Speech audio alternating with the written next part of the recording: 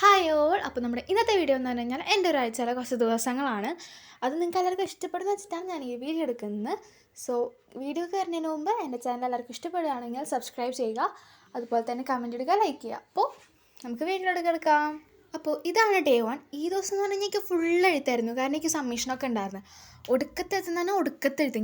ഞാനാണെങ്കിൽ അന്ന് അത്യാവശ്യം കുറേ സംഭവങ്ങളാണ് എഴുതി തീർത്തിട്ടുണ്ടായിരുന്നു. അങ്ങനെ എഴുതലൊക്കെ തന്നെയാണെന്ന് പണി. അന്നൊക്കെ അങ്ങനെ വലുതായിട്ട് പഠിക്കാനൊന്നും ഉണ്ടായിരുന്നില്ല. അപ്പോൾ ഞാൻ ഫുൾ എഴുത്ത് തന്നെയായിരുന്നു.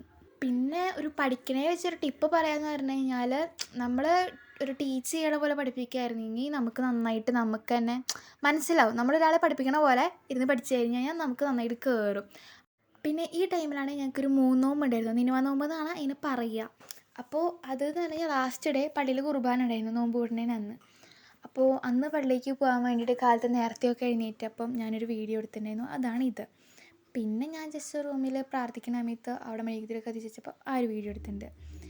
പിന്നെ ഞങ്ങൾക്ക് പിന്നെ പരിപാടി എന്ന് വെച്ച് കഴിഞ്ഞാൽ ഞങ്ങളുടെ വീട്ടിൽ കുറച്ച് കപ്പി വേണമായിരുന്നു. 2 കപ്പിയിൽ നിന്ന് തുടങ്ങിയതായിരുന്നു. അതിപ്പോൾ പെറ്റ് അത്യാവശ്യമായിട്ടുണ്ടായിരുന്നു.